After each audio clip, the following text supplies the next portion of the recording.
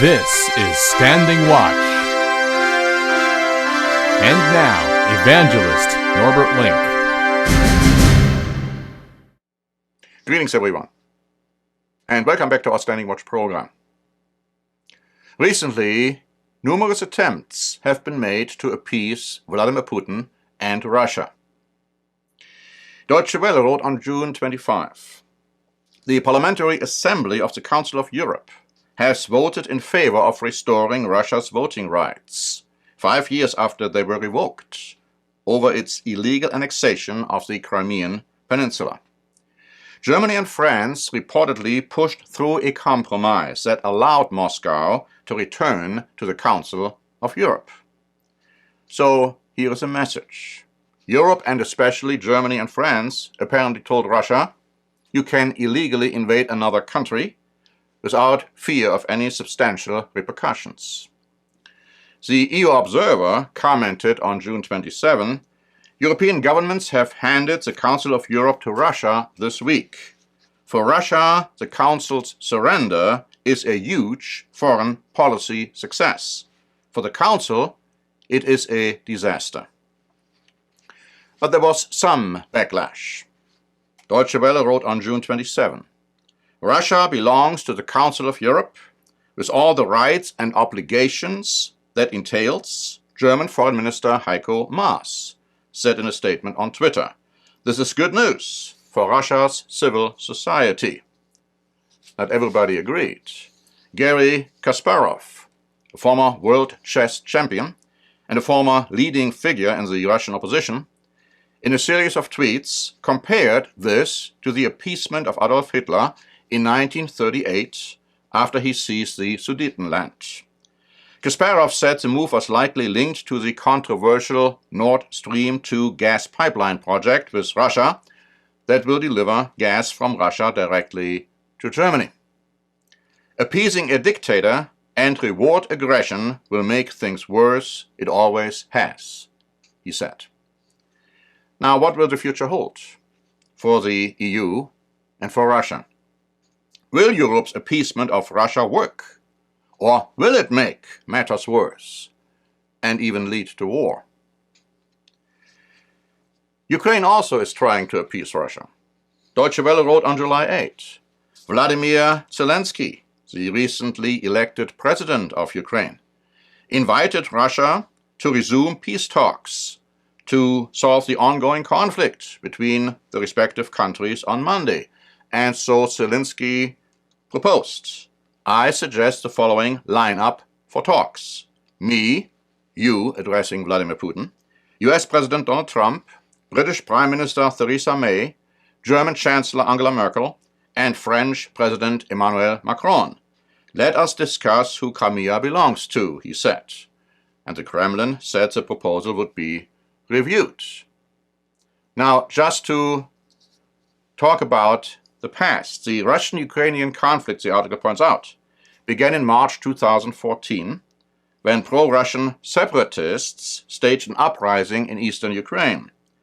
The actions took place shortly after Russia annexed the Crimean Peninsula in February and March of 2014, and since then some 13,000 people have been killed in eastern Ukraine. Will such a meeting ever take place? Will Ukraine's attempts to appease Russia be successful? The New York Times wrote on July 4, "Pope Francis is viewed by many European liberals as the greatest moral voice against the resurgence in populism. For many European nationalists, the real spiritual strongman of their movement is Putin, their alternate pope."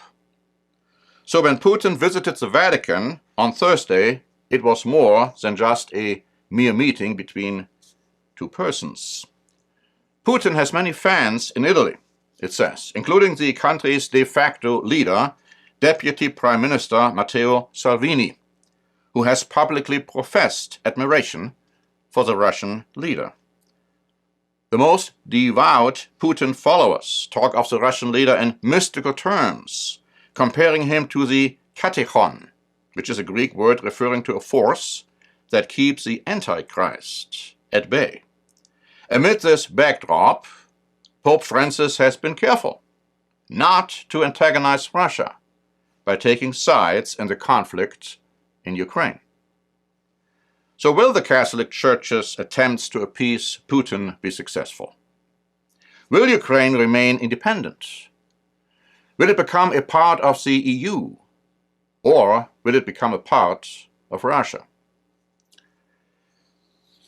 In another attempt to appease Putin, the Huffington Post wrote on June 28, "The G20 summit marked Trump's first formal meeting with Putin since last July's controversial Helsinki meeting and his first since Special Counsel Robert Mueller finished his report, including and concluding that Russia had meddled in the 2016 US presidential election." Asked whether he would discuss the interference problem with Putin, Trump smirked and wagged his finger at the Russian president, saying, "Don't meddle in the election." Putin and US Secretary of State Mike Pompeo both laughed. But Donald Trump's attempts to appease Putin will not work. Putin's Russia will never be a friend of Donald Trump and the United States. The Sun confirmed this conclusion. On June 24, it reported the following. Putin warned that Moscow would match any US move to deploy new nuclear missiles closer to Russia by stationing its own missiles closer to the United States. The warning came as one of the Russian Navy's most advanced warships entered Havana's harbor, Cuba, on Monday. It is armed with cruise missiles, air defense systems, and other weapons, and it is part of Russia's northern fleet. The question is, will there be war between Russia and the United States?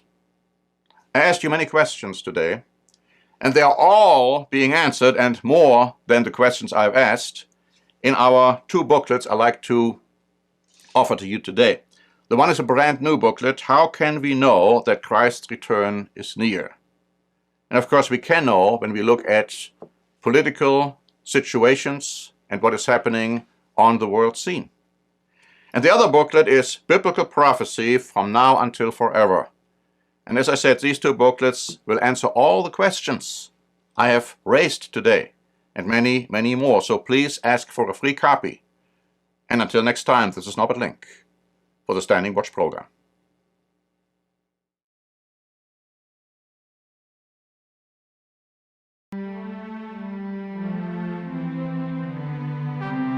Standing Watch is a presentation by the Church of the Eternal God, P.O. Box 270519, San Diego, California 92198. More information is also available at our website, eternalgod.org.